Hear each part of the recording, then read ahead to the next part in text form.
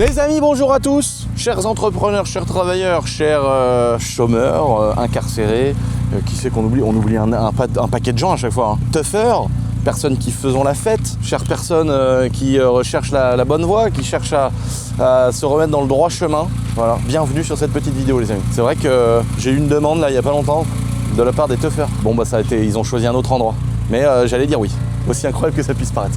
Bon, je savais que j'allais me mettre dans des emmerdes pas possibles avec la mairie et tout, mais je m'étais dit bah moi j'ai envie d'essayer, tu vois, faut donner la chance à tout le monde, parce que souvent on entend dire que c'est des crados, etc. Et moi j'ai souvent tapé sur les Tuffers dans mes vidéos depuis des années et des années, parce que j'ai fait des blagues, des énormes amalgames sur la drogue et tout. L'enceinte de 20 kilos, le mur d'enceinte il est là comme ça. Il a la trace ici du garrot qui fait parce qu'il se pique toujours là, parce qu'entre les orteils et tout, il n'y a plus de veine. Bon, les trois quarts des Tuffers à qui tu demandes s'il y a vraiment de la drogue dans les teufs, ils te disent que oui. Mais c'était drôle, c'était plus sur le coup de la blague. Mais des vrais abonnés savent qu'on a toujours eu cette autodérision, même depuis le début.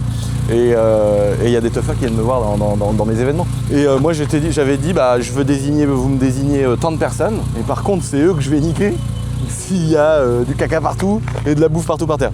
Et je dis, par exemple, moi j'ai 10 personnes, je garde les cartes d'identité. Je garde une sorte de caution, on va dire, tu vois, avec des cartes d'identité, des trucs. Et les gars, c'est vous qui allez ramasser la merde des autres si c'est pas le cas. Et moi, je vous laisse mon terrain à titre gratos, tu vois. Donc voilà. Bon, finalement, ça s'est pas fait. Mais je savais que j'allais m'attirer les foudres de mes voisins, parce que même si j'ai pas de voisins près, tu vois bien quoi. C'est très mal, tout est mal vu sur Terre. Alors t'imagines, si tu veux faire venir 50 caravanes pour les gens du voyage qui sont en mission, bah c'est pareil, la mairie ils veulent t'assassiner. Ils vont pas dormir dans les fossés, tu vois, faut bien leur attribuer des endroits, faut bien qu'ils puissent aller à des voilà. Et maintenant il y a beaucoup de manouches, il y a beaucoup de gens, de voyageurs en général qui achètent leur terrain. Et là au moins bah, tout le monde peut se taire quoi. Et ça c'est génial. Et nous on a plein d'amis, on a plein de proches qui ont acheté leur terrain et puis maintenant qui vivent vraiment chez eux. Et puis souvent les gens du voyage, en général, ils ont la caravane où ils vivent dedans. Mais ils ont une petite maison où il y a la cuisine, la machine à laver. Sinon, il y a le Sprinter courtois plat. Et là, tu ouvres la porte latérale et là-dedans, t'as la cuisine. Et c'est vrai que j'ai tendance à oublier tout un paquet de gens. Et la dernière fois que j'avais dit dédicace au tolard, bon, c'est peut-être un mot un peu péjoratif, mais il y a plein de gens qui m'ont dit bah, on te suit en prison, etc. Voilà. Donc les potes, aujourd'hui, petite vidéo devant ma magnifique M330. Vous avez vu ma dernière petite vidéo qui ça a beaucoup plu. Hein. Voilà, attention. Là, on a tapé dans une voiture de puriste. Le dernier concours qu'on a fait avec Starfo, il y avait la Testarossa et une M330 qui était magnifique en gris clair aussi, magnifique. Je me demande même si je la préfère pas en gris clair comme celle du concours. Là, celle-là, je pense qu'il faut qu'elle aille chez Chris. Mais j'aime beaucoup d'Orige, alors je suis un peu, tu vois, je suis emmerdé. Et donc je m'étais dit, oh non, il m'en faut une absolument, et j'ai trouvé celle-là. Donc ça, c'est l'objet de ma dernière vidéo, les amis. Oh, j'ai cru qu'il y a quelqu'un qui arrivait à fond, gros. Oh, je me suis dit, on va se faire percuter. Et tu sais, des fois, il y a des tracteurs qui ont des bruits de ventilo comme ça. Tu te dis oh. Donc aujourd'hui petite vidéo les amis pour parler de plusieurs petits sujets, vidéo un peu détente, on va pas se mentir. On va se retrouver à bord de ma magnifique M330 les amis, mais d'abord on vous montre un peu l'arrière parce que c'est quand même trop faux. Il faut voir ça. Regardez-moi ce beau portail là. Regardez-moi ces poulardes. Alors les poulardes, bah, elles sont bien les rouquines. Oh là là. La voiture à bousille. Regardez-moi ça. Oh le Geeks les amis. Regardez-moi le Geeks. Oh là là, putain, la voiture à bousille, le Geeks de bousille. Bon, on va dans cette petite M330. Allez, c'est parti. Oh, la petite ligne super sprint, les gars. Oh, elle a fait un petit prout. Voilà, magnifique. Donc les gars, dans cette petite vidéo, j'avais envie de faire une vidéo, mais qui fait... où on parlait des charges d'entreprise. Parce qu'en fait, sans m'en rendre compte, au fil des années, quand j'ai créé un premier truc, un deuxième truc, à chaque fois tu te dis bon bah là il y a le chiffre en face. Moi c'est toujours comme ça que j'ai raisonné. En fait là l'idée de cette vidéo c'est plus de vous expliquer comment j'ai raisonné dans mes petits projets, dans mes petits trucs. Et je pense que c'est un peu comme la bourse, c'est un peu comme des cryptos et la réalité. Ça veut dire qu'aujourd'hui on est quand même submergé sur Instagram, sur YouTube de gens qui t'expliquent comment devenir milliardaire en 14 secondes. Déjà en disant c'est quand même aussi facile que ça, je vais pas te mentir. Et donc en réalité les amis, il y a quand même un monde entre ce qu'on entend, ce qu'on voit sur internet et la fucking réalité quoi. Et donc même sur des choses qui paraissent logiques, en fait je sais pas, c'est moi qui dois être déphasé en vrai, mais je pense que des fois mon cerveau il doit pas tourner normalement, mais je vois des trucs et en fait je me dis mais c'est pas la vraie vie ça, c'est pas le vrai monde, qu'est-ce qu'ils nous racontent ces gens-là? Et les gens ils t'expliquent oui il faut faire ci, il faut faire ça, mais comment on fait? Comment on fait? Et la vidéo qui a moins marché de ma chaîne, c'est une vidéo où j'explique comment on fait. Tout le monde me disait mais c'est bien gentil Lucien, tu nous parles de bourse depuis des années, mais comment on fait? J'ai fait une vidéo ultra détaillée qui s'appelle comment choisir mon broker, où je vous explique du moment où tu as un billet de 5 € dans ta poche jusqu'au moment où tu es propriétaire des actions en bourse, comment faire? C'est une des vidéos qui a le moins marché de ma chaîne. J'ai pas compris. Et en plus, je me suis fait tailler dans cette vidéo. Je me suis fait tailler par des professionnels de la bourse qui ont dit mais oui, mais c'est pas tout à fait ça. Mais moi, je te parle de ce qui marche, pas de ta spéculation, pas de ton fantasme. Je te parle de ce qui marche pour moi. Et je dis pas que ça marche pour tout le monde, même si je pense que si. Il y a quand même ce monde-là où les gens ils disent ouais, mais alors là, non, mais là, moi, ouais, non, mais pars sur un ETF.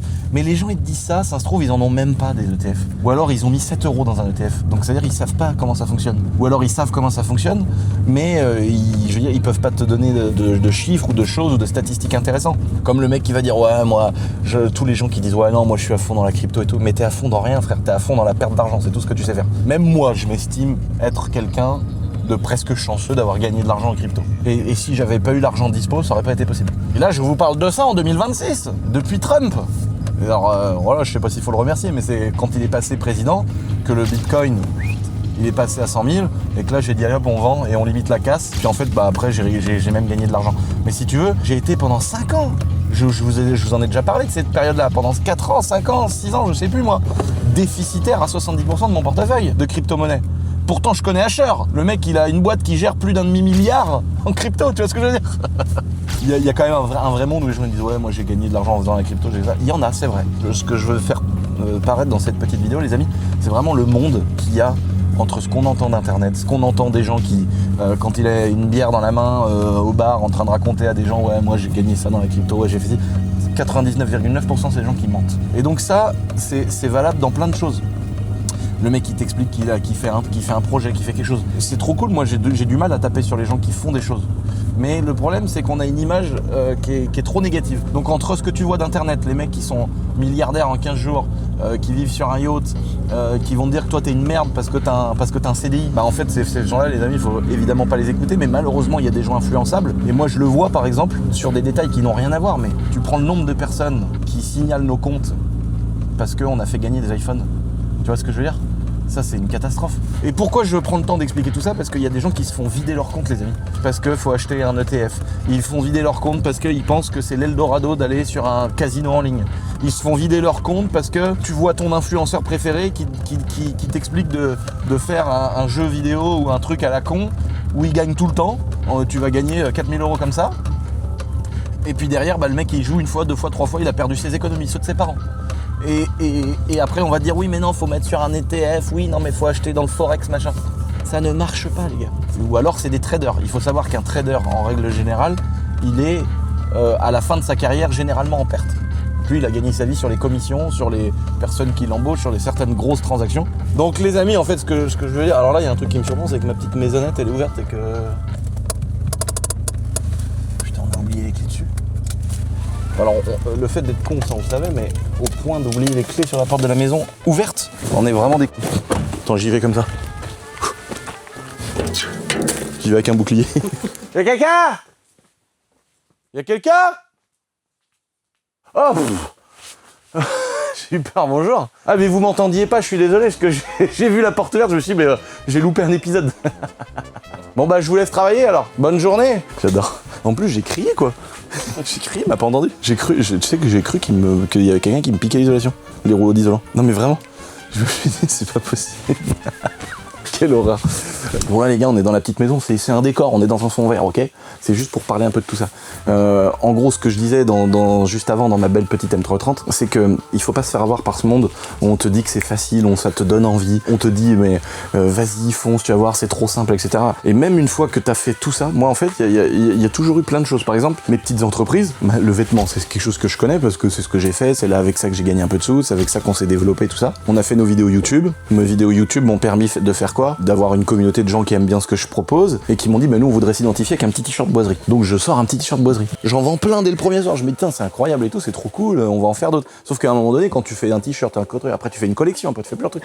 Et en fait, ça marche bien. Et puis, bah, je finis par en vendre beaucoup, tu vois. Et donc, du coup, bah, je m'intéresse à ça, tu vois. Comment faire pour faire en France, comment faire plein de choses. Et en fait, il y a la base, c'est acheter un t-shirt, le vendre. Et c'est déjà fou de faire ça. C'est-à-dire que t'arrives à vendre un produit que toi t'as fait. Alors que quand t'es au sein d'une entreprise, tu peux être cadre d'une entreprise, tu peux être salarié, tu peux être ce que tu veux, c'est cool d'avoir un taf. Et quand t'as créé un truc toi-même, bah c'est cool d'avoir un taf, mais t'as la petite satisfaction personnelle de dire c'est mon truc que je vends. Et en fait, du coup tu as généré des bénéfices, et en fait entre ces deux trucs-là, c'est-à-dire acheter et revendre, il y a la réalité que tu prends en pleine tête. C'est-à-dire qu'après tu te dis bah j'ai acheté mon t-shirt 10 €, je le vends 20, et j'ai 10 € de marge les gars. Vous voyez ce que je veux dire? Et puis après, tu te rends compte qu'il faut payer le crédit du bordel, qu'il faut payer l'électricité, qu'il faut payer l'URSSAF, qu'il faut payer les 25% d'IS, qu'il faut payer les salariés, qu'il faut payer les véhicules de fonction, les machins, les trucs. Alors tout ça, ça vient avec le temps. Au début, t'as pas de véhicule de fonction, t'as pas de salariés.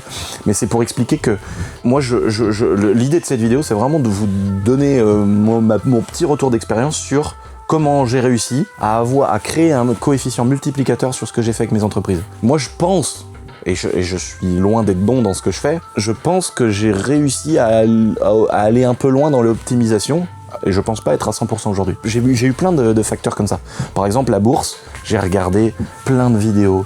Aujourd'hui, j'ai même rencontré des gens que j'écoutais depuis des années et des années sur des podcasts de crypto-monnaie, sur des podcasts de bourse, et je les ai rencontrés, et ça me fait trop plaisir d'ailleurs, et j'ai écouté tout ça. Et il y a un moment donné, bah, tu achètes de la crypto, puis tu vois la perte, puis tu vois le gain, et puis tu dis mais est-ce que je short maintenant?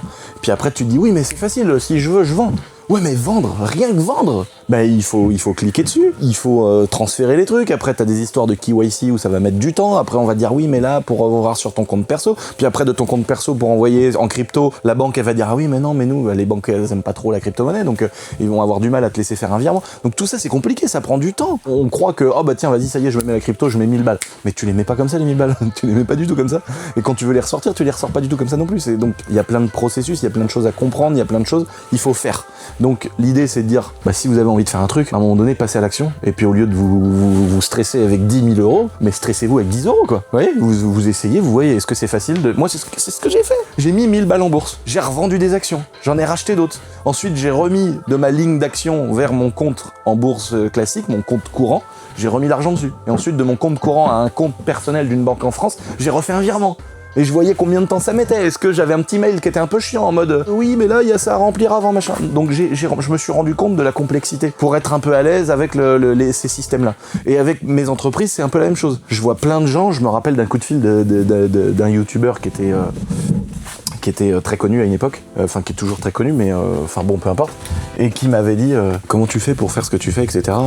Nous on a du mal en termes de rentabilité, et pourtant c'est des gens à l'époque qui faisaient 2 fois plus de vues que moi, 3 fois plus même je pense, un engouement de malade, etc. Ces gars-là me disaient bah mais comment t'arrives toi à faire un truc où tu peux ne plus demander à BMW une M4 pour faire une vidéo et carrément l'acheter pour faire ta vidéo quoi. Moi je me rendais compte de petites choses parce que j'avais un peu plus l'habitude, j'avais un peu plus le temps. Mais il y a plein de détails. Par exemple, je vous donne des gens qui fonctionnaient différemment. Moi, ce que j'ai fait, dès que j'ai eu un petit peu de sous, j'ai essayé tout de suite d'avoir un monteur. Et il y a des youtubeurs, par exemple, ils vont prendre des gens, ils vont prendre une équipe de prod, ils vont un sous-traitant, ils vont aller voir une équipe de production, ils vont leur dire bah moi là je voudrais faire un tournage ce jour-là avec une BMW M4 et je voudrais donc la filmer sur un circuit, etc. Donc c'est l'équipe de prod qui va négocier le circuit, qui va prendre une marge dessus. Donc si c'est déjà 1600 € le circuit, ils vont te le facturer 2200. Ils font une marge, c'est eux qu'on gère. Ensuite ils t'amènent 3 cadreurs. Ils t'amènent un mec qui va gérer le son, ils t'amènent les trépieds, les GH5, les caméras au ralenti et tout le bordel. Donc en fait ils vont te faire une presta globale, on va dire à 6500 € avec le tournage, le machin, plus le montage de la vidéo. Donc lui le youtubeur, bah il se dit je paye 6500 balles, mais par contre j'ai ma vidéo de dingue avec une BMW M4 sur un circuit, tu vois. C'est vrai que tout de suite il va avoir une qualité de dingue. Moi ce que j'avais fait c'était différemment. J'ai commencé avec des voitures un peu moins ouf, pour rester dans le même cadre de vidéo YouTube hein, évidemment. Et puis j'ai pris un gars de ma boîte et puis d'un seul coup j'avais ma mère au début qui tenait une caméra, d'un seul coup le GH5 qui faisait comme ça, et puis après ça se remettait, puis voilà, mais c'était comme ça. Et après j'ai pris une deuxième personne qui pouvait avoir un autre point de vue, qui pouvait cadrer, puis après les gars ils enregistraient les rushs et ensuite on faisait le montage chez nous. Et bon la vidéo était moins folle parce qu'on n'avait pas une équipe de prod avec des mecs qui ont 15 ans de carrière, mais on a fait des trucs super cool et on y a été crescendo, puis après on a agrandi un peu l'équipe, etc. Et évidemment, bah moi qu'est-ce que ça me coûtait, je sais pas moi, 1800 €, peut-être 1600, un truc comme ça, de salaire mensuel, ça me coûtait ça.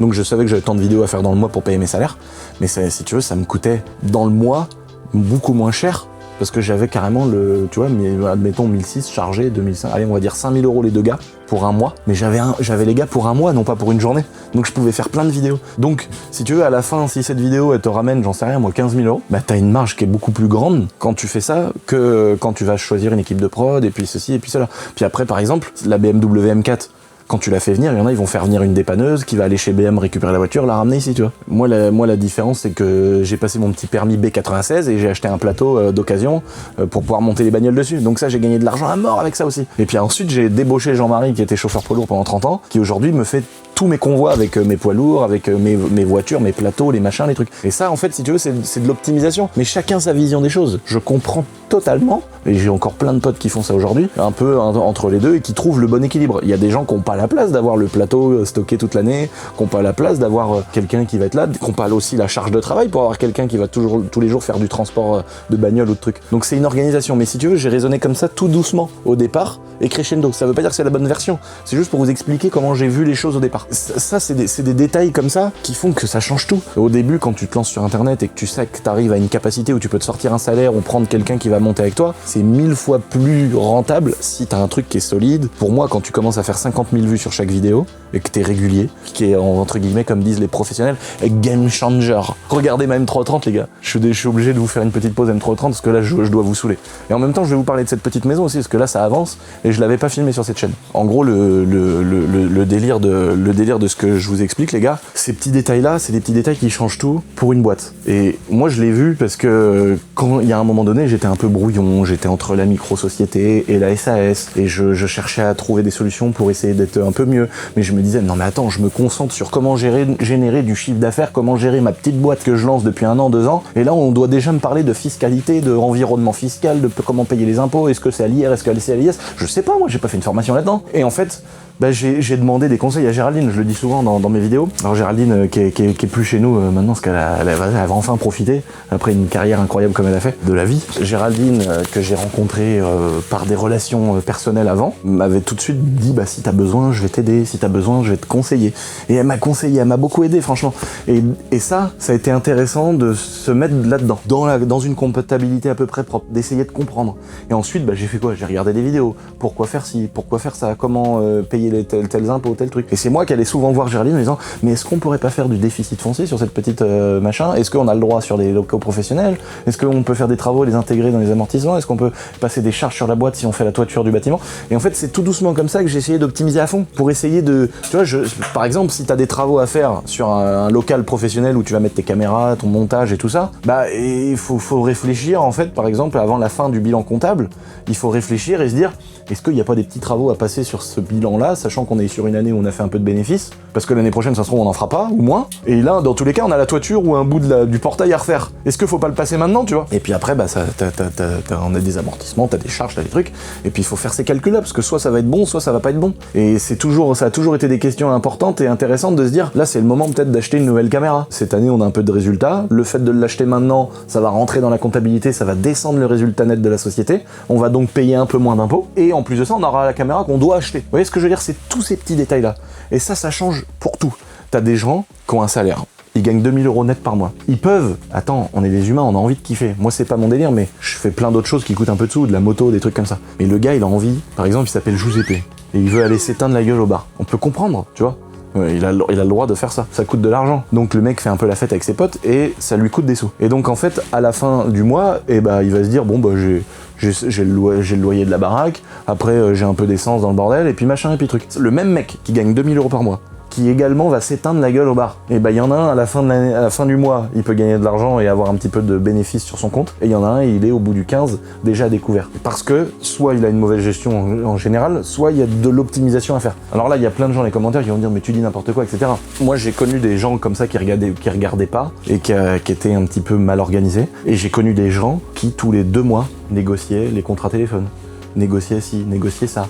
Quand il ouvrait sa feuille d'impôt, mon gars, je peux te dire que c'était des heures et des heures. Et on regarde telle loi. Est-ce qu'on peut l'appliquer là? Est-ce qu'il y a des frais kilométriques? Est-ce que j'ai le droit d'utiliser ce portable-là le soir quand j'organise mon emploi du temps? J'utilise mon ordi portable. J'ai le droit d'une petite réduction d'impôt ou de l'amortissement sur la vétusté de machin, de trucs. Est-ce que c'est des petits euros à droite à gauche, mais c'est ça qu'optimise. Et moi, à l'époque, quand je travaillais chez Honda, je gagnais 731 € par mois et j'avais mon pote Hugo qui travaillait dans je sais plus quoi d'ailleurs à l'époque. Qui d'ailleurs, Hugo, aujourd'hui, c'est le boss de ma boîte d'Airsoft. Et donc, c'est un pote à moi que je connais depuis des années, on s'est rencontrés sur nos 103, et lui était pire que moi. Je le voyais tout le temps, il était en train de négocier son contrat téléphone. Tous les mois, tous les 2 mois, il changeait, il gagnait 3 balles, 4 balles. Après, il regardait les moindres petites dépenses, comme l'assurance de la voiture, il renégociait tout le temps. On comparait 15 marques de pneus quand on avait 2 pneus à changer sur nos caisses. Mais comme ça, on gagnait des petits euros. Et je me rappelle, parce que Hugo, on était encore ensemble hier, parce que je vous dis, c'est le boss de ma boîte d'Airsoft, et bah, à l'époque, on se disait, mec, on se fait un resto dans le mois. Lui et moi, on était comme ça, tu vois, on gagnait tous les deux, je sais pas, 700 balles, 800 balles par mois. On se disait, tiens, là, on a gagné assez pour aller se faire un petit resto. Donc on se faisait un restaurant dans le mois. On était trop contents, tu vois. Et puis on a toujours tout optimisé pour pouvoir se dire, tiens, on n'a pas trop de sous, mais par contre, on veut se refaire une belle bécane de cross. Donc on allait, on comparait eBay Monde avec eBay UK, on comparait ça avec Beer, qui est un fabricant de pièces de motocross. On allait dans les bennes des pneus de chez Honda, où je travaillais. On allait dans la benne à pneus derrière et on sortait les pneus de cross et on en trouvait un qui était pas en mauvais état parce que le gars il fait de la ligue et il a besoin d'un pneu qui est tout le temps neuf quand il fait une compète, donc il a un pneu qui est juste un tout petit peu usé, et sauf que nous bah, il peut nous durer encore 6 mois, et donc on récupérait les pneus, on remontait des pneus d'occasion sur la moto. Moi ma maison quand je l'ai fait, j'avais des tôles, elles avaient des trous partout parce que j'ai été les démonter avec un pote à moi voyageur qui m'avait trouvé le plan. J'ai été démonter des tôles sur un hangar qui était déjà posé, donc je les ai payées 10 fois moins cher et elles avaient juste des petits trous à boucher après. Donc une fois que j'ai fait ma toiture et mon garage, j'ai rebouché. Ça, tu vois, ça c'est ce qu'on connaît tous, on fait tous ça, tout le monde a fait ça. Quand on veut se dire tiens bah j'ai eu un plan, j'ai chopé des tomates pas chères pour faire ma baraque, tiens j'ai chopé des jantes d'occasion, ça on fait tous ça pour optimiser un peu. Et bah dans l'entreprise, dans le travail c'est pareil, c'est la même chose. D'un seul coup tu vas te poser la question sur tes impôts sur le revenu, c'était le sujet d'une vidéo dernièrement sur ma chaîne, où tu vas essayer d'optimiser tes frais kilométriques, tes trucs, tes machins pour essayer de payer le moins. Mais dans l'entreprise et dans l'investissement en général, pas forcément en étant patron d'une boîte, je trouve que c'est la même chose. Je pense que c'est la même chose. Et moi ce qui m'a fait scaler mon business, oh les gars faut que je prenne l'air parce que là je commence à sortir des termes qui sont horribles. Ou quand j'entends quelqu'un, des fois je reçois des mails de gars qui me disent ouais Lucien, si tu travailles avec moi je vais scaler ton business. Oh, il va scaler, frère. Je vais scanner sa femme, moi, tu vas voir, c'est la seule chose que je vais faire. On peut laisser ouvert là parce qu'il n'y a pas de poignée d'or. Et je vais scaler ton business parce que là, t'as pas le bon mindset. Laissez-moi tranquille, les amis, je vous en supplie. J'ai vraiment cette sensation que quand je me suis passionné pour la comptabilité et la fiscalité, quand je me suis mis en tête que c'était hyper important de réfléchir au millimètre, que c'était important d'aller dans chaque petit truc, j'écoutais attentivement ce que me disait Géraldine. On a été dans des rendez-vous comptables. On a été faire des petites formations à la CCI de chez nous, où tu pouvais apprendre. Attends, c'est quoi, c'est une rotule de BM ou quoi qu'il y a? Ah non, c'est un tuyau d'arrosage. J'ai cru qu'il y avait une rotule, gros. Je me suis dit, il y a une voiture qui s'est fait dérotuler la gueule, elle a fini là le truc. Et lui, je vais le faire enterrer là. On va appeler Enedis là. T'as vu, j'ai fait une belle maison. Regarde ma belle maison. Regarde, les petites fenêtres. Oh là là, je vous ai pas montré les gouttières en cuivre, les gars. Oh, regarde ça, les gouttières en cuivre. Oh là là là là. Donc là, on le fait enterrer celui-là. Puis il ira l'autre là-bas. Lui, il est pas gênant, tu vois. Mais là, t'imagines la maison de rêve? Regarde, les prairies. Des vaches. Je vais faire une grosse cuisine de bâtard juste derrière les fenêtres. C'est trop bien. Et donc, le fait de m'intéresser à ça, ensuite, j'ai rencontré Medo. Ça a été dans les mêmes époques de Shiftech, qui lui me disait, mais mec, tu fais des trucs de dingue avec tes sociétés, que là, faut que tu fasses attention à ci, à ça, à truc, la trésor, les machins. Et j'ai commencé à essayer de dire, mais alors, attends, mais c'est quoi l'IR, l'IS? Mais attends, mais comment on fait? Mais pourquoi SAS? C'est quoi la différence, machin? Et puis ensuite, j'ai rencontré des avocats fiscalistes, j'ai rencontré des experts comptables, j'ai rencontré des gens qui m'ont donné leur avis, qui m'ont dit, alors là, faut que tu fasses ça. Mais par contre, il y a telle règle qui fait que ça annule ça. Donc j'ai regardé des vidéos. J'ai regardé les vidéos de Finari, de Mounir. J'ai écouté les podcasts et les vidéos de Zone Bourse, de Cryptost. Vous voyez, c'est plein de gens comme ça que j'ai écouté, questionné. Et puis après je me suis dit, ah bah je peux faire tel truc un peu dans ce sens-là. Ah bah tiens, mais pourquoi du coup on va pas acheter le bâtiment avec ça, on va faire une SCI. Et ça, quand j'ai vraiment commencé à comprendre ces trucs-là, et là les gens ils pensent qu'il faut déjà avoir de l'argent, il faut déjà avoir un truc qui marche fort. Pas du tout. Il y a des gens qui sont salariés dans une boîte et qui ont un salaire fixe depuis 20 ans, qui ont une SCI, parce que ça leur permet de préparer tranquillement la succession pour leurs enfants d'une maison sans se faire arracher 50%. Ils ont aussi des petits revenus locatifs qui divisent avec des amis. T'as pas les moyens d'acheter un avion, et fais-le avec 4 bons potes, et puis vous passez chacun le permis ULM, vous mettez tous 10 000 €, et dans les 10 000 €, vous avez le prix de l'avion et vous avez le prix de la formation. Et vous êtes 4, et vous pouvez kiffer. C'est génial. Il y a des gens qui font pareil pour l'immobilier. Et là, oh là là, oh là là, oh l'œuvre d'art. Regardez-moi ça, les gouttières. Donc on a évidemment retiré les gouttières qui avaient été faites avec les pieds. Et là, on a fait les chiens assis, donc les 3 fenêtres, toiture, les côtés tout en cuivre, gouttières tout en cuivre. Et là, on va bientôt avoir les descentes de gouttières qui vont être faites en cuivre. C'est magnifique. Ça se marie trop bien avec les tuiles, ça se marie trop bien avec les petits chiens assis en cuivre, c'est absolument incroyable. Les façades, on va les faire, là l'électricité elle sort, là on est en train de finir l'isolation, le plaquage, les systèmes de chauffe-eau, de plomberie, tout est en train d'être fait. Donc là, on va commencer à installer, une fois que le placo est fini, ça va être peinture. À l'étage, j'ai fait une dalle en verre. Donc quand tu vas monter dans l'escalier, tu verras en dessous. Puis en dessous, je vais mettre même des lumières avec une moto et tout. Enfin voilà, ça va être un beau petit projet, les amis. Mais en tout cas, donc j'ai vraiment senti la différence quand je me suis intéressé à ça. Parce qu'aujourd'hui, on est dans un monde où créer un truc, c'est cool. Derrière, tout l'emmerdement qui peut couler une boîte. Et moi, ça me chagrine. Je vois des gens, des garagistes, des plombiers, des gens qui ont un savoir-faire de dingue. C'est des mécaniciens hors pair, c'est des boulangers incroyables. Et bah, si la compta, elle est considérée comme de la paperasse un peu chiante et que c'est laissé de côté, la boîte, elle peut couler. Et ça, c'est la chance que j'ai eu moi avec mes entreprises, c'est de m'intéresser à ça. Parce que d'un petit chiffre d'affaires, j'ai toujours fait une très grosse marge. Alors que t'as des boîtes, pour faire la marge que j'ai fait sur certaines boîtes, t'as besoin d'avoir 300 salariés. Alors je dis ça, mais aujourd'hui, on est plus de 100 dans ma boîte. Donc si tu veux, je commence un petit peu, je fais le malin, mais on commence à être beaucoup quand même. Et c'est ça qui fait d'une boîte qui a un projet sympa, va à la fin soit être déficitaire, soit va pouvoir permettre de faire des projets de dingue. Et d'ailleurs, je vous l'annonce bientôt, je monte une compagnie aérienne, les gars. La vidéo sort bientôt. Non, c'est pas une vraie compagnie, mais c'est un projet vraiment top. Je pense que vous allez kiffer vraiment. Je vous prépare une vidéo de dingue qui arrive bientôt là, les amis. Oh, ça va être top. Oh, le kiff quoi. Et heureusement que j'ai optimisé justement mes charges, mes amortissements. Et en plus, les amis, je vous parle pas de faire des trucs border quand je vous dis ça. Je suis en contrôle fiscal toute l'année, je le dis dans chaque vidéo, je crois. Et là, j'ai 4 contrôles URSSAF et là, j'ai eu le magasin de macarons. Là, ils sont arrivés comme ça. Mitraillettes. Non, il n'y avait pas les mitraillettes pour une fois. Mais on a déjà eu les mitraillettes à Shiftech, les gars. C'est vrai ça, hein. Les mecs, ils arrivent avec les mitraillettes devant la porte, comme ça. Ils se mettent comme ça. Alors toi, tu dis putain, je suis Pablo Escobar. J'ai fait quoi? J'ai des putes à toutes les rues? Non, c'est quoi le bordel? Non, bah, t'es pas du tout un délinquant, t'inquiète.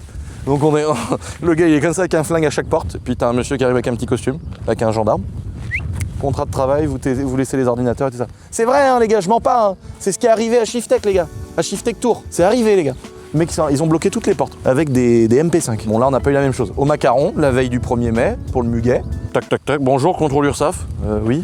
Papier, machin. Bah, on vient vérifier le travail dissimulé. Ok. Et en gros, ils nous ont mis un coup de pression derrière de dire demain, c'est le 1er mai, vous n'avez pas le droit d'ouvrir, quoi. Ou alors, donc moi, j'ai voulu. Tu sais, je me suis dit, franchement, sérieux, il y a des contrôles, ils nous envoient la marée chaussette pour aller dans nos magasins, nous dire ne travaillez pas. On fait quoi? On veut faire quoi? On veut travailler et relever un petit peu notre pays. On veut que le salarié, il a quoi lui? De l'argent. Le pays, il fait quoi? Il fonctionne.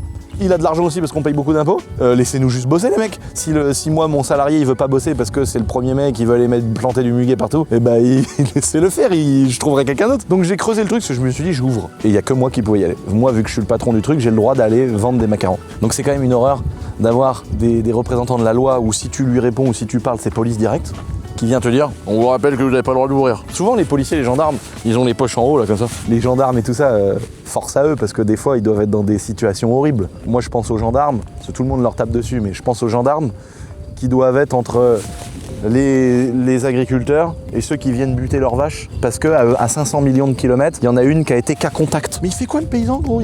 Laisse-le vivre. Sa vache, elle a rien, elle est testée par le veto, elle a rien. Ah oui, mais non, faut toutes les tuer. Comment il fait le paysan pour pas dérouiller? Mais du coup, je me place aussi à la place du gendarme qui arrive et qui dit au paysan écoutez, monsieur, j'y suis pour rien, mais vous devez tuer votre vache. Mais t'es dans une situation horrible. Donc là, le gendarme, il arrive, il me voit moi, soit il m'aime bien, soit il m'aime pas. Souvent, contrairement à ce qu'on pourrait croire, les gendarmes, souvent, ils m'aiment bien, les gars.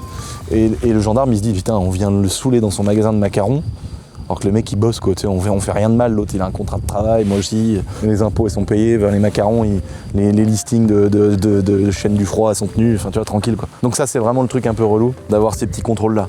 Mais tu vois, quand tu fais ça, tu vas dans un sens où tout est tellement bien fait et propre qu'on peut rien te reprocher. Et ça, c'est le truc auquel il faut s'attendre, mais il faut pas trop que j'en dise parce que sinon il y a des gens que ça démotive, tu vois.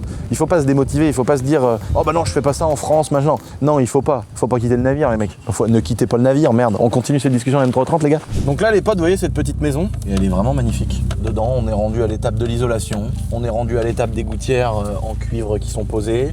On est rendu à l'étape de poser le chauffe-eau, la clim pack, les tuyaux, Oh, regardez ça, la petite gouttière en cuivre là-haut là. Oh là là. Là, je me fais plaisir. Là, je suis arrivé, je dis, les gars, de toute façon, ce projet-là, je me fais plaisir, ok? C'est comme quand tu achètes une BM et que tu vas chez Shiftech et que tu t'envoies les freins, les jantes, la ligne, la carto, la boîte à air en carbone éventurée, tout ça. Voilà, c'est la même chose. Et là, j'ai fait pareil pour cette maison. Je suis dit, tiens, mon gars, c'est gouttière en cuivre, c'est voilà, héliport sur le toit et tout. Non, là, j'exagère. En tout cas, les gars, quand je vous dis ça, c'est ne quittez pas le navire. Pourquoi? Parce qu'il y a plein de gens, je vois plein de gens. Moi, j'ai des potes, des gens, des proches qui me disent, oh non, je préfère pas faire ça, ça me fait chier de faire ça en France, de toute façon on peut rien faire, on a le droit de rien faire, etc. Et les gars, en fait, moi, je me dis quoi? Juste soyez plus forts que ça. C'est vrai que c'est réducteur, c'est démotivant d'avoir des policiers qui arrivent et qui disent bonjour URSAF. Il y a des gens très sympas, je veux pas taper sur l'URSAF gratuitement non plus. Je dis pas ça parce que je suis en contrôle. Parce que d'ailleurs la personne qui s'occupe de notre contrôle, elle est très sympa. Pointilleuse, mais très sympa. Et ça change parce qu'on a vraiment eu des gens qui sont venus, je vous dis, nous défoncer quoi. Et la première fois, j'ai eu un gars qui arrivait, un vieux monsieur qui avait des lunettes. Il est arrivé comme ça, et là j'ai dit, oh là là, je suis mort frère. Et c'était une boîte qui avait, je sais plus, 20 millions d'euros ou 30 millions d'euros de chiffre d'affaires. Et je me suis dit, là je suis mort. Lui, il va me tuer, tu vois. Mais surtout que moi, je fais gaffe à tout dès le départ. Mais les premiers contrôles fiscaux, t'as peur gros. T'as peur alors que t'as rien fait. Et ça démotive, c'est vrai, ça démotive. Tu vois des gens, ils te contrôlent, ils te disent faut pas travailler le 1er mai, mais gros, qu'est-ce qu'on fait de mal à part donner de l'oseille à notre pays, tu vois? Qu'est-ce qu'on fait de mal? Après t'arrives, il y a une commission, la maison, là, vous vous rappelez les épisodes sur cette baraque-là? Vous vous rappelez, j'ai refusé 800 000 € quand même pour la garder.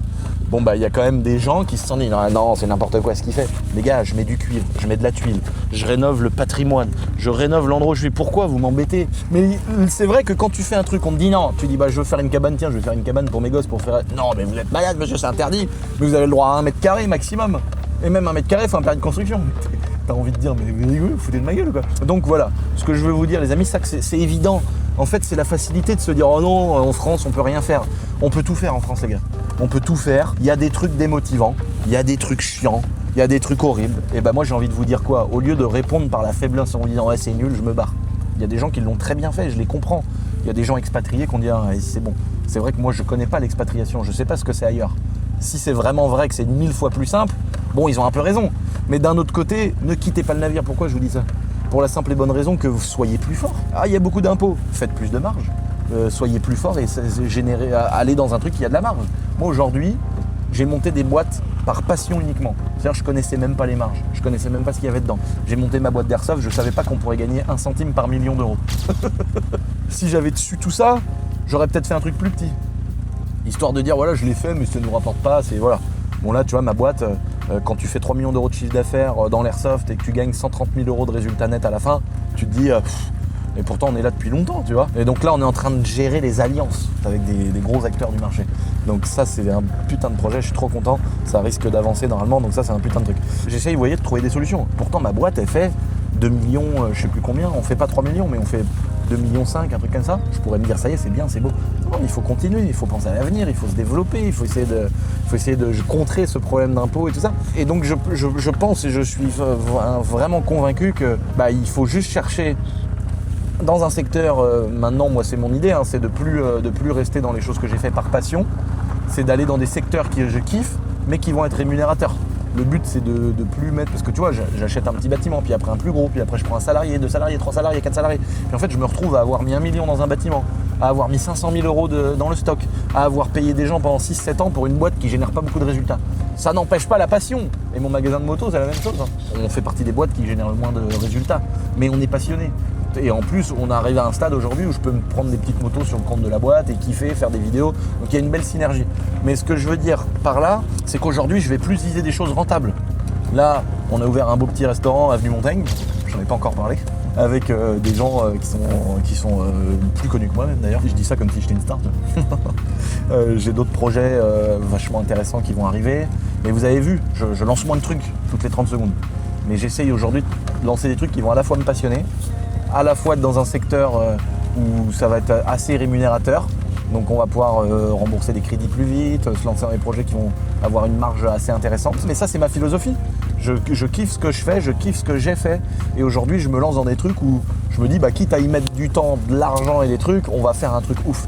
Là je vais lancer 2 autres projets qui arrivent par chez nous là, dans un endroit que je compare souvent avec Deauville, que je compare souvent avec Monaco. Une belle petite campagne par chez nous, à Saumur, pour rien vous cacher les amis. Les beaux pieds de vigne là. Oh là là, on va allumer la cheminée avec ça là. Et en vrai c'est pourri ça pour la cheminée. Mais Saumur, les gars, c'est vraiment une ville par chez nous qui est incroyable. D'ailleurs, je vais vous faire un vlog à Saumur bientôt.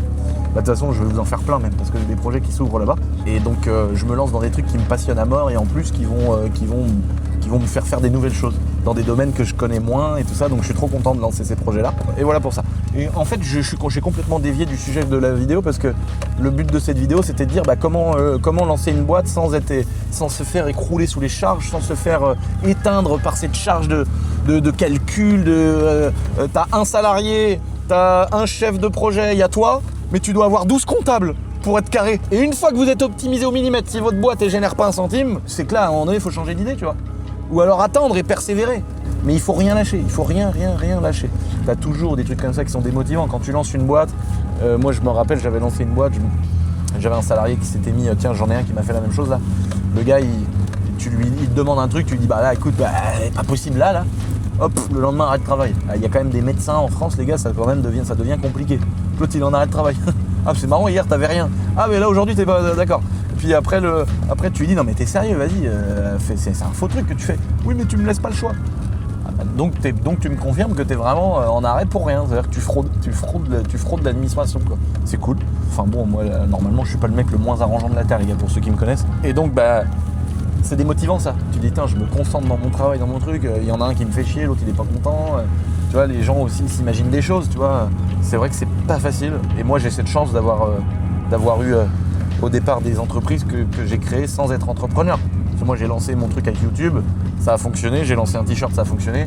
Après, je voulais proposer les meilleures répliques aux gens qui me suivent pour dire, les gars, arrêtez d'acheter des saloperies. Moi qui kiffe l'airsoft depuis 15 ans, alors maintenant ça fait 20 ans. Oh, ça fait vraiment 20 ans que je fais de l'airsoft. Le coup de chasse que j'ai pris dans la gorge. Et donc, merde, je disais quoi? Putain, l'enculé, je sais plus. T'es mort l'auto. Ah, la boîte, je la pète à l'envers. Blocage de pont, le rond-point en travers. Frein à main. Non. Il marche de ouf. Mais c'est une dinguerie ce qui vient de se passer là. Le frein à main, il bloque sur du bitume tout neuf.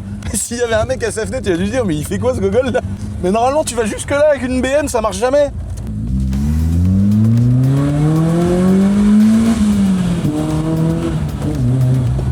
Je vais vous montrer les amis une maison à moi là. Ah, je vais faire une arrivée.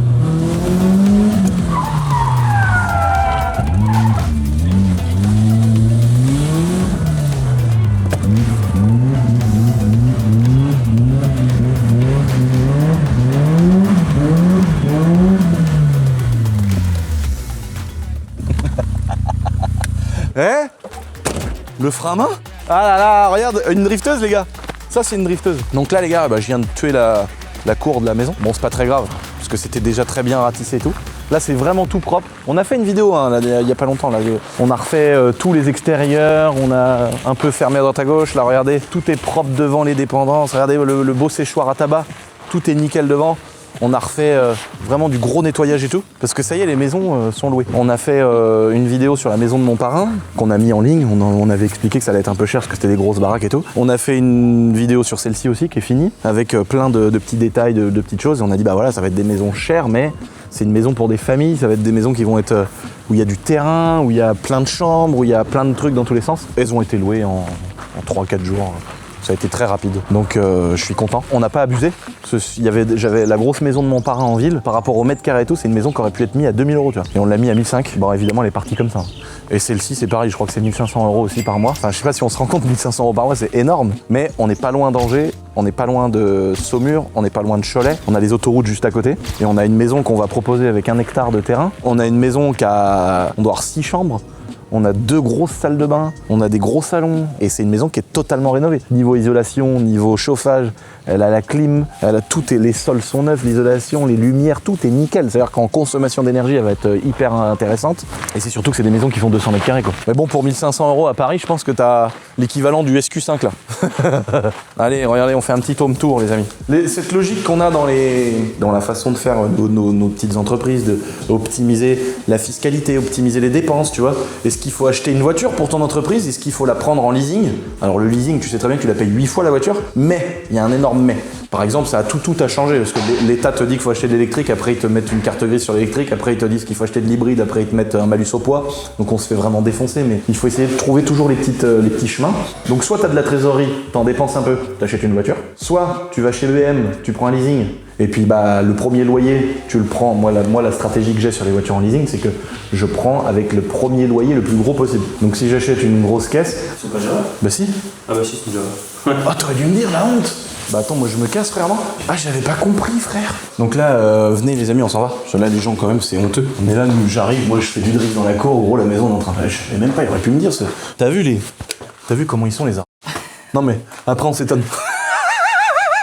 Ah, ça faisait longtemps une petite blague raciste. Donc tu vois, moi je vais mettre un énorme loyer sur l'achat de la voiture. Donc je vais payer par exemple, je sais pas moi, 30 000 €. Donc la première mensualité. Donc j'ai quand même un peu de trésor qui part. Et puis après tous les mois ça va diminuer mon truc et puis je vais faire une valeur de rachat si je veux garder la voiture ou pas en fonction des loyers. Si tu sais que tu gardes pas la voiture, tu mets un gros loyer puis une valeur de rachat ultra chère. Et comme ça tu payes tous les mois. Et puis ça passe dans les charges de ta boîte. Alors, il y a une limite. C'est l'amortissement. C'est pour ça que des fois c'est bien de prendre des hybrides, si c'est pour des salariés. Par exemple, moi j'aime pas les hybrides, mais pour un salarié qui va kiffer rouler en X3 2026, ça me dérange pas, puis lui non plus. Donc on va pouvoir amortir une partie des batteries, puis on va pouvoir amortir, tu vois, une voiture c'est 19 600 €. Après tu peux rajouter les batteries, puis après il y a l'histoire du poids, etc. Mais t'as des voitures qui rentrent dans des trucs où c'est vraiment intéressant, où des fois vaut mieux payer un peu de TVS, tu vois. Donc on fait tous les calculs, je mets 15 tableaux en face et je me dis bah écoute, c'est soit nous on voudrait plutôt un petit 4x4, donc soit un X3, soit un Q3, soit un X1, soit une série 5, soit truc, et on choisit. Et là-dedans il y a quoi? Et puis ensuite avec le malus au poids, le machin, le truc, après il y a combien de chevaux fiscaux, est-ce qu'il y a de la TVS? Si oui, bon bah des fois j'ai des voitures où il y a 300 balles par an de TVS, là on s'en fout, tu vois. Mais moi à l'époque j'avais voulu mettre mon Cayenne sur ma boîte, et bah le Cayenne sur la boîte c'était 15 000 € par mois de TVS. Ou par an? Non, par an. C'est-à-dire que c'était 15 000 € de TVS par an. Ouais, c'est ça, par an. Bah oui, je suis fou, pas par mois, je suis taré, moi. Et en fait, je me disais, mais tous les ans, je paye le prix de mon Cayenne en taxes. C'est-à-dire, t'avais 1000 balles ou 1500 balles de taxes tous les mois pour avoir un Cayenne de 2006 qui fait 250 chevaux. Donc c'était horrible. Alors, vous voyez cette maison qu'on a toute refaite, bah on a été aussi dans la même dynamique. Moi j'ai aussi optimisé parce qu'on avait la capacité et le besoin. En faisant plein de maisons comme ça, bah on a monté notre boîte de BTP. Donc on n'est plus en train de chercher des plombiers, des trucs, des boîtes à droite à gauche, les mecs n'arrivent pas à se coordonner. Là on a une équipe où les gars ils sont je sais pas combien et du coup bah ils se coordonnent parce qu'ils travaillent tous les jours ensemble. Donc il y en a pas un qui va dire de toute façon le plombier je m'en branle. Ou alors ah non moi je plaque, l'électricien il se débrouille. Et moi je me suis déjà retrouvé avec des conflits de mecs qui se connaissent pas trop. Tu sais en mode ouais il m'a saoulé lui sur le chantier. Et en gros bah la maison elle est plaquée mais il a pas ressorti les prises. Donc l'autre il est obligé de redécouper à l'aveugle dans le placo. C'est une catastrophe tu vois. Moi je suis là entre tout ça, c'est horrible. Donc là l'avantage de notre petite boîte c'est que les gars ils se coordonnent, ils bossent main dans la main et ça se passe super bien et c'est trop cool. Et du coup bah d'un seul coup il y en a un il dit tiens là la maison elle va être louée, on passe un coup de tondeuse. Moi je vais aller mettre un petit coup de démoussant sur telle toiture qui avait pas été faite machin. C'est super. C'est un avantage pour nous parce que du coup ça nous coûte des salaires. Donc on paye des salaires. Après on a aussi beaucoup de trucs autour. Les pelleteuses, les camions bennes, le matériel énorme, un atelier complet. Enfin tu vois c'est quand même beaucoup de trucs. Mais on peut le faire donc on le fait. Mais ça rentre dans l'optimisation. Évidemment c'est pas possible pour tout le monde d'avoir sa propre entreprise de BTP. Et puis il faut en avoir le besoin.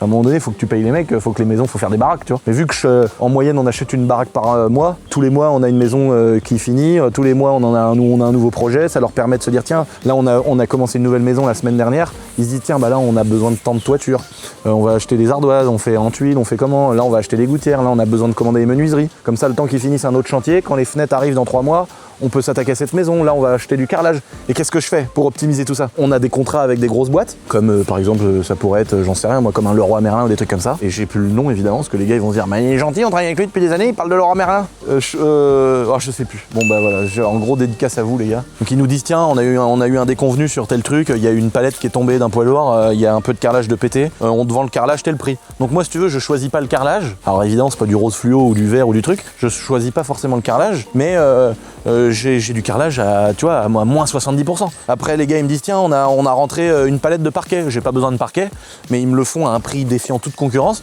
donc je le stocke. Tu vois je me dis bah vas-y je prends ça puis le jour où j'ai besoin et là c'est ce qui s'est passé pour ici. Quand ça date de l'époque des bureaux boiseries du château, on a pris on avait des palettes de parquet et puis on en avait stocké un peu à droite à gauche, mais pareil encore une fois faut pouvoir stocker, faut machin, faut truc et on a stocké ça et quand on a fait cette maison on s'est dit bah tout l'étage on a besoin de parquet donc on n'a pas choisi la couleur mais c'est un beige qui soit plus clair, plus foncé, on s'en fout. Mais t'as un beau beige. Et du coup, on a on a refait cette baraque là comme ça, puis d'un seul coup il t'en reste, t'as une petite pièce à faire à droite à gauche, et puis on fait ça avec tout. Donc il faut pouvoir stocker, il faut pouvoir faire tout ça. Et ça c'est vraiment le projet global du truc, et en fait quand t'arrives à tout mettre un petit peu en synergie, je sais que du carrelage je vais en passer, je sais que je peux avoir, je sais pas moi, là j'avais eu un bon prix sur un poids lourd de bois, donc j'avais un garage, et j'ai rempli un poids lourd de bastins, de chevrons, de trucs. On sait qu'on est toujours en train de refaire des charpentes, des toitures, des trucs. Donc on a dit bah vas-y on va stocker ça là, puis le jour, et puis on tape dedans, mais on a eu des trucs à moins 50. Donc ça c'est vraiment pratique. Et l'avantage tu vois, c'est que quand j'ai acheté cette maison, il y a un énorme hangar qui fait 500 mètres carrés. Et bah l'avantage c'est que dedans je peux stocker des trucs. Et pendant tous les travaux de cette maison là ça a été pratique. Maintenant que je loue la baraque, bah on s'en fout. Mais sur d'autres projets c'est trop pratique d'avoir des hangars, des choses comme ça. Parce que dedans tu peux te dire tiens là j'ai eu un prix sur de l'isolation. Donc je vais stocker, je sais pas moi, 2 camions d'isolation, des trucs comme ça. C'est toujours comme ça que j'ai fait. Là on a un petit ruisseau, là ça continue par là. Et donc tout ça, ça fait partie de la baraque. Là, il y a un champ que je loue à un paysan. Ah bah tiens, regarde le beau cheval qui est en face. Regarde comment il est beau. Un collègue. Ce cheval-là, on loue au monsieur qui habite en face. On lui loue tout le terrain. Tu vois, c'est pas des gros revenus, mais ça fait toujours un petit billet qui rentre. Et ça t'entretient ton champ. Et puis le monsieur, il met son cheval de temps en temps. Et là, là, il faudrait que je nettoie parce que tu vois, on voit pas bien. Mais c'est vraiment magnifique parce que t'as vraiment tout le cours d'eau qui fait partie de la maison. Et ça va jusqu'au bout des terres là-bas. Il y a un petit bout de forêt là-bas, j'ai un autre champ derrière. Et j'ai même un autre champ de l'autre côté là-bas dans le lotissement des gens. J'ai un bout de champ qui fait partie de la propriété. Alors moi, je m'y connais pas en maison neuve. Donc là, je vais bientôt vous faire des... Oh, j'ai cru que je m'étais fait chier dessus, gros. Ah, je me suis fait chier dessus. Et donc je m'y connais pas en maison neuve, moi j'ai toujours fait ça. Donc c'est un truc que je connais, mais c'est vrai que je suis pas trop sorti de ma zone de confort. J'ai toujours fait des baraques, des vieilles maisons à rénover, à retaper, etc. Donc je suis pas trop sorti de ma zone de confort, c'est vrai. Mais là je sors de ma zone de confort. Parce que là on est en train d'acheter avec l'ami Ralid, on est en train de se faire un projet de construction neuve. Donc là pareil, on va pouvoir donner notre avis, on va pouvoir venir filmer. Alors je dis ça, mais on a fait Shiftech Nantes, c'était un champ. Hein. La première vidéo que vous avez vue de Shiftech Nantes, c'était un champ vague. Et donc là, on va faire la même chose. On va acheter un terrain constructible, très proche de la ville. On va documenter tout ça, filmer tout ça, dire combien ça nous a coûté, dire quel était notre budget. Et puis en fonction de tout ça, dire si ça a été respecté, si ça n'a pas été respecté. Parce que moi, je vois des gens qui disent « Mais non, une maison neuve, une fois que tu as le terrain, ça coûte 150 000. » Mais moi, je trouve ça chaud de 150 000. Et il faut payer les parpaings, il faut payer les toitures, il faut payer l'isolation. Ensuite, comment tu fais t'as des meubles à mettre peut-être, des cloisons, des interrupteurs, tu vois, la plomberie, les grilles. Je trouve ça... Tu vois, faire un projet... moi, mes potes, souvent, ils me parlent de projets à 250 000 € pour faire une maison neuve prête à louer. Je trouve ça particulier. On va essayer, on va voir. En tout cas, il y a des belles buts à faire. On connaît des endroits où il y a des maisons de libre où tu peux mettre un budget, on va dire, autour de 300 000 € et ensuite faire de la revente du coup, plus de la loc. Parce que moi, j'ai toutes les maisons que j'ai faites, je les ai encore toutes. J'ai jamais revendu pour l'instant. Donc j'ai toujours acheté des maisons que j'ai rénovées et que je loue. Donc moi ça rembourse les crédits et puis du monde dedans. Puis voilà, quand je serai vieux, ça me fera je serai un sale fumier de capitaliste rempli de patrimoine immobilier. Mais je vais essayer aussi la revente. Donc là on va construire une maison neuve, tout faire au millimètre. Une partie de ma boîte de BTP fera le taf et ensuite on revend. Papa, j'achète. Plus-value dans le trou de balle. Et bah non, parce que j'habiterai dedans. Et non, je pourrais pas. Tu vois, ça c'est des trucs avec lesquels je joue pas. Mais par contre, quelqu'un qui se fait une maison de temps en temps, bah c'est trop intéressant pour lui d'aller déménager tous les 6 mois, tu vois. Comme ça, il est vraiment dedans. Il y a un contrôle, il habite là. Et là, tu prends pas les 36% dans le trou de balle. Sinon, c'est 36% de plus-value. T'as gagné 200 000.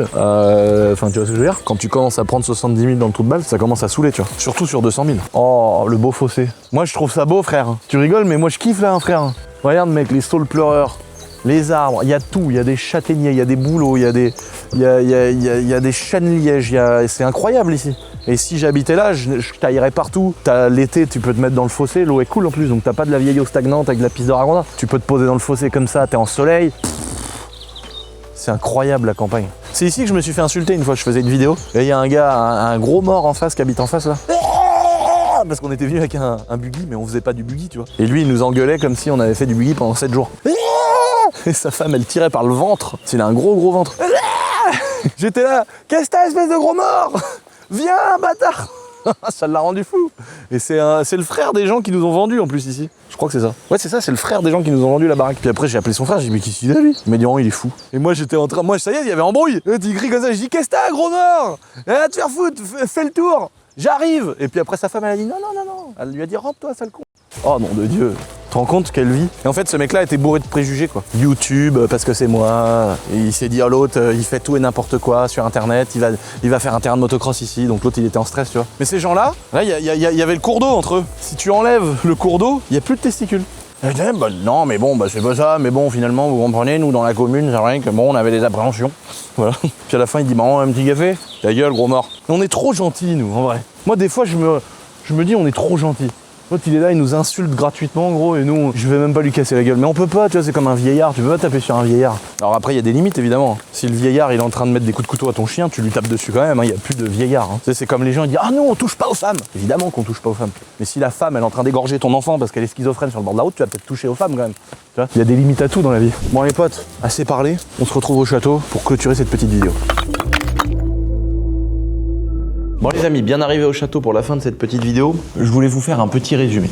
Moi il y a plusieurs choses que j'ai trouvées quand même essentielles dans ce que quand j'ai commencé mes petites entreprises. Et il y a plusieurs trucs, alors des fois c'est de la chance, hein. Pour moi il y a eu une partie de chance. C'est de, comme je disais, rencontrer Géraldine, commencer à développer une sorte de passion pour la comptabilité et la fiscalité. Et donc du coup c'est quand même une chance d'aimer ça. Parce que si c'est vraiment vu comme une corvée, ça peut être vraiment le truc où t'as pas envie de faire, c'est long, c'est redondant, machin, tout ça. Donc pour moi la première chose, pour ceux qui sont concernés et qui veulent lancer un projet ou qu'on lancé un projet, qui sont au début d'une aventure. Pour moi, la première chose, c'est tout de suite essayer de regarder ce qui te coûte cher le plus. Tu le sais. Au début, t'as pas 50 millions de clients, t'as pas 50 000 produits non plus en général. Regarde ce qui te coûte cher. Qu'est-ce que t'achètes cher? Comment travailler pour diminuer les charges de la boîte et du coup augmenter le bénéfice. Et ensuite, ce qui peut te coûter cher aussi, c'est de justement pas tout savoir, pas trop gérer tout ça et du coup demander des services à quelqu'un qui va être dans la comptabilité pour optimiser au maximum, même en micro-entreprise. Hein. C'est pas parce que tu as une SAS ou que tu es soumis à la TVA qu'il faut se dire ah bah là maintenant je vais commencer. Non,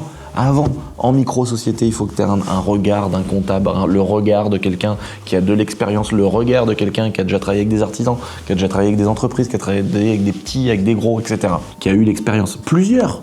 Parce que tu peux aussi avoir des gens qui vont être un peu contre les micro-sociétés ou des gens qui vont être contre ce style de travail, de trucs. Donc ils vont pas être hyper objectifs, donc il faut en voir plusieurs. Bon, moi j'ai des sociétés qui marchent pas trop mal, et ben je paye des gens qui ont un regard extérieur. Je paye des gens assez cher pour me dire ce qu'ils trouvent qui est anormal, qu'est-ce qu'ils trouvent qui pourrait être encore mieux optimisé. Et d'ailleurs, je vous ferai peut-être une vidéo bientôt, mais aujourd'hui, j'ai déjà des rendez-vous de programmés avec des gens qui ont de l'expérience, qui ont une vue un peu extérieure d'Internet. Et ça va pouvoir... Après, les infos, je les prends, je m'en sers, oui ou non. Mais tu peux te dire, ah tiens, c'est vrai que lui, il va peut-être te sortir dans ce secteur-là. C'est vrai que là, niveau de rentabilité, t'es pas ouf.